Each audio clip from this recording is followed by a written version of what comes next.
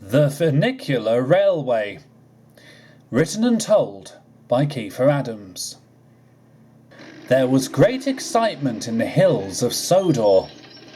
Miss Jenny and the Sodor Construction Company were building a new station on the narrow gauge line. But this one was a lot different than what Skarloey and the other engines were used to.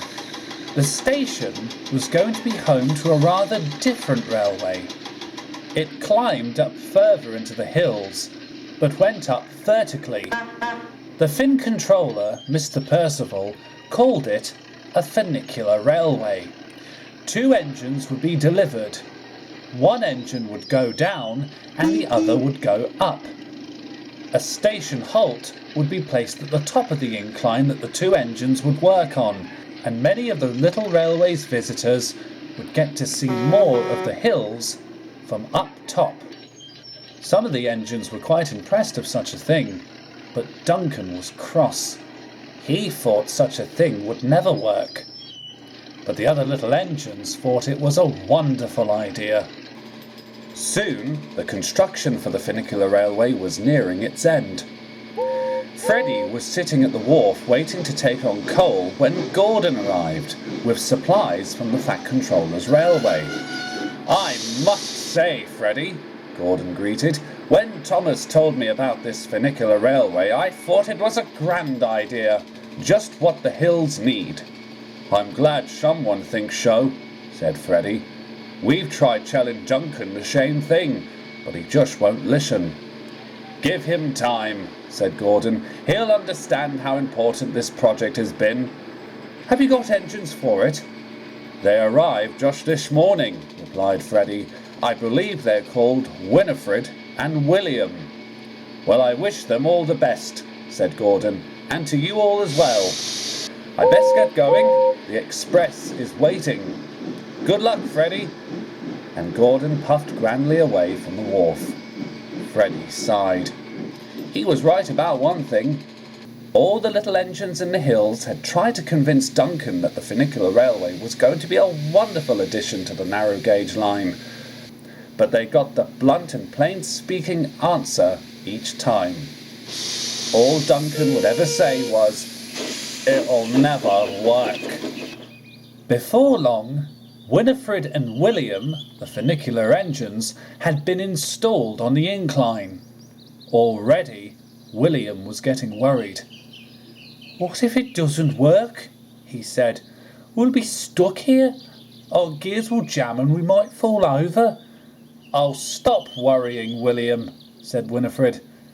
"You've got to understand that this is going to be a great experience for us both. We'll get to go back and forth, up and down this little line, taking visitors higher than they've ever been." "Yeah, but you wouldn't be saying that if you didn't have bad vertigo," insisted William. "You're a funicular engine," Winifred protested. "You don't get vertigo. How can you be afraid of heights?"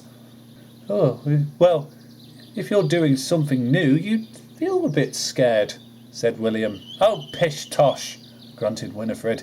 "When the opening day comes, you're going to work hard and stop worrying." But that was all William could do.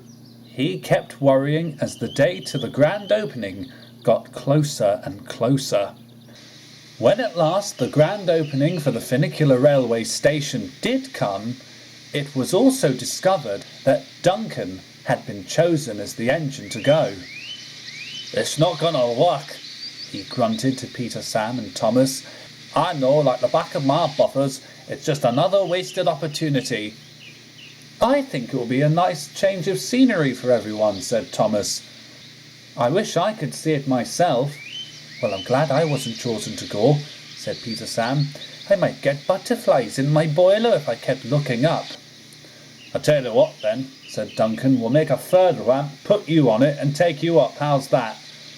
"Oh, the very idea," said Peter Sam. "Don't you have a train to collect?" asked Thomas cheekily. Duncan grunted and went to fetch his coaches, still put out by the funicular railway. Duncan arrived at Tea Room Station Mr. Percival had been having a special celebration brew with Miss Jenny.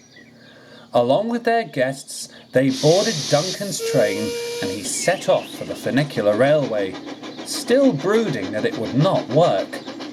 Further up the line, Duncan saw Pip, the narrow-gauge railboat, giving tours to people who wanted to see the mountains. "I hear you're going to that new railway," Pip called to Duncan as he waited at a signal. "But why aren't you excited about it?" "It's a waste of time, it'll not work, and I tell you what, I'll give it a month before Mr. Percival takes it down," said Duncan crossly. With a gentle wind to push him, Pip rolled up beside Duncan. "Duncan," he said softly, "you gave me a chance when that pirate event was on."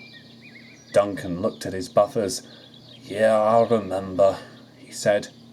"Then why don't you give this Funicular Railway a chance as well?" said Pip. "I've heard so many positive things about it. It could benefit the railway." Duncan was about to reply, but his signal dropped. Pip looked on as Duncan puffed away with his train. Throughout the rest of the journey, he kept thinking what Pip had said, but he still felt like the Funicular Railway wasn't going to work. Duncan rolled to a gentle stop at the station.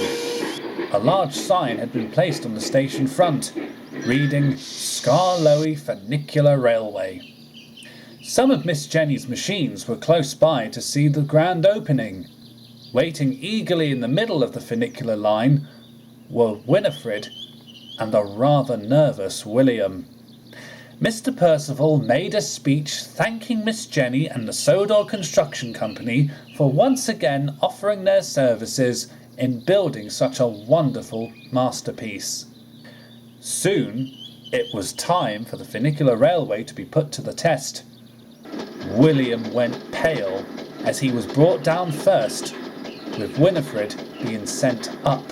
"Oh boy," he groaned. "I knew this would happen. I knew I'd be first. This is not going to be good. Not good at all. Okay. Oh, I've got a bad feeling about this." "Stop worrying," snapped Winifred when she reached the top. But when William reached the bottom, and Mr. Percival and some of the visitors boarded him, he became even more worried than ever. Still pondering on what Pip had said, Duncan watched carefully and braced himself for what would come next. Soon, everything was ready. William started making his way up the slope. This resulted in Winifred coming down for the next load of visitors, led by Miss Jenny. As they were passing each other, Winifred was expecting William to be more worried than ever. But instead, "Oh, this is great!" William shouted at the top of his voice. "I'm loving this! Hey Winifred, would you pick up those? You've got to try it! Oh wow, this is fantastic! I've never felt so alive!" "I didn't believe it!" spluttered Duncan. "It actually works!" Deep down within his bunker, he began to realise that Pip was right after all. Miss Jenny's machines couldn't resist cheering William when he reached the top. "I knew he'd make it," cheered Jack.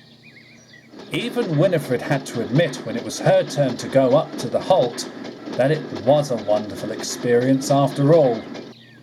After that, the Funicular Railway became a popular attraction. The little engines brought more holidaymakers and visitors for Winifred and William, who were more than happy to take them to the top halt so they could see more of the hills. But no engine had more respect for the Funicular Railway now than Duncan. Between you and me, he's quite impressed that it's one of the most popular attractions that the little engines of the hills now have to offer. And as for William, there was no more fear and worry within him, for he and Winifred are now really useful funicular engines.